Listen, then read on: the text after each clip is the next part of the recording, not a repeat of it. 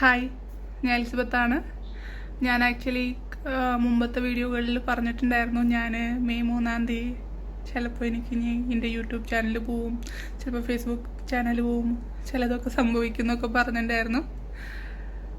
ഒരു കാര്യത്തിൽ പറഞ്ഞാൽ വേണമെങ്കിൽ സന്തോഷിക്കാം, ഒരു കാര്യത്തിൽ പറയുകയാണെങ്കിൽ വേണമെങ്കിൽ വിഷമം എന്ന് വേണമെങ്കിൽ പറയാം. ലൈവ് വരണമെന്ന് വിചാരിച്ച, പക്ഷേ ഭയങ്കര തലവേദന. ഇന്ന് കാലത്തൊട്ടിട്ട് ഇതിന് വേണ്ടിയിട്ട് 2 ദിവസമായിട്ട് പോലീസ് സ്റ്റേഷനിലും അതുപോലെ തന്നെ ഇതൊക്കെ ചെയ്യാൻ വേണ്ടിയിട്ടൊക്കെ കുറേ പരിപാടികളുണ്ടായിരുന്നു. നല്ല തലവേദനയുണ്ട്.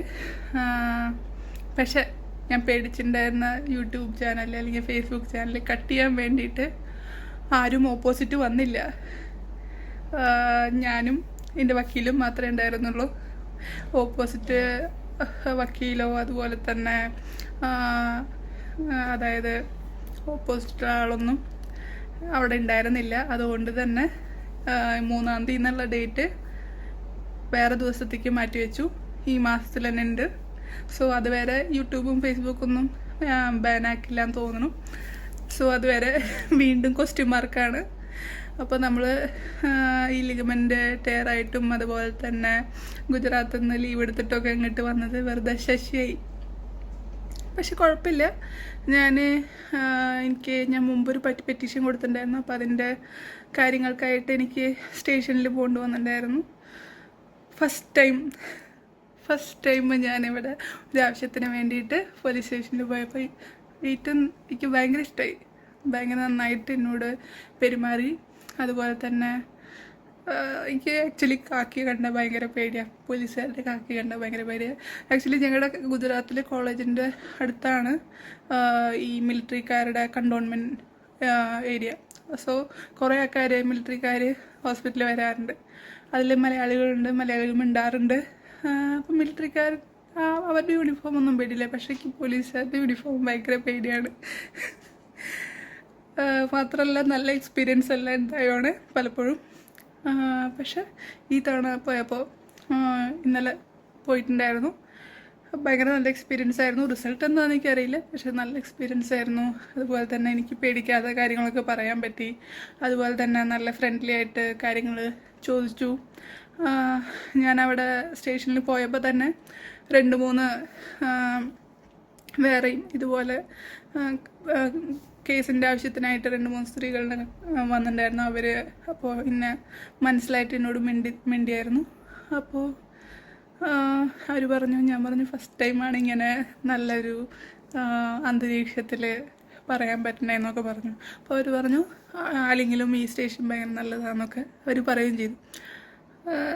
അതുകൊണ്ട് ഒരു ഹാപ്പിനെസ്സൊക്കെ ഉണ്ട്. അറിയില്ല റിസൾട്ട് എന്താണെന്നറിയില്ല.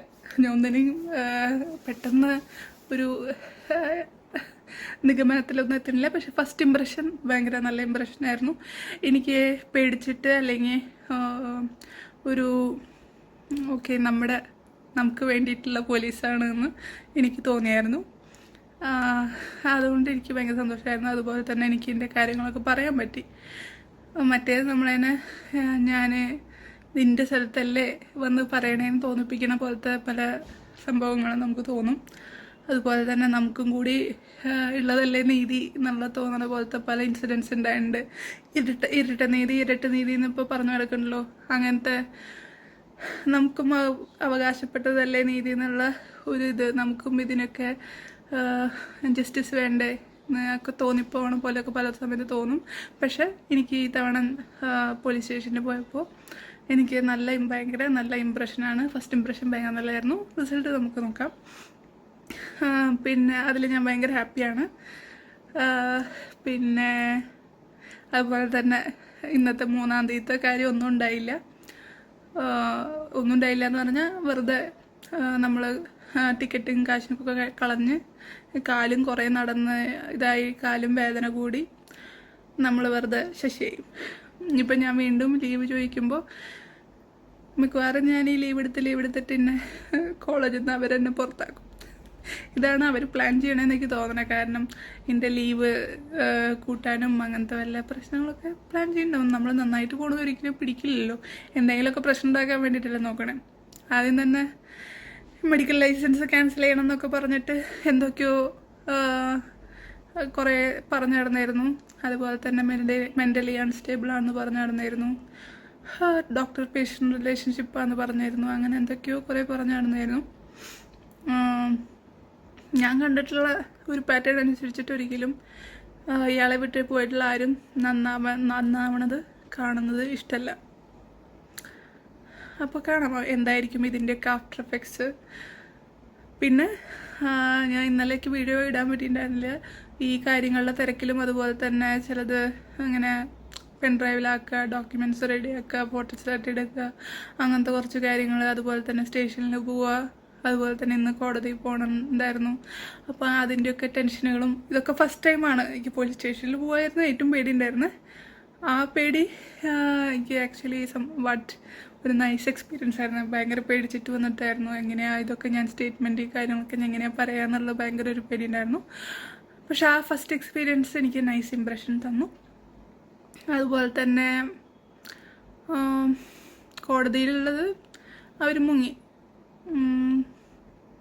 പക്ഷെ കുഴപ്പമില്ല, അതും ഒരു പേടിച്ച സംഭവമായിരുന്നു. എന്തായിരിക്കും കോടതിയിൽ വെച്ചിട്ടുണ്ടാവുക, അതും ഇങ്ങനെ എന്തൊക്കെയായിരിക്കും.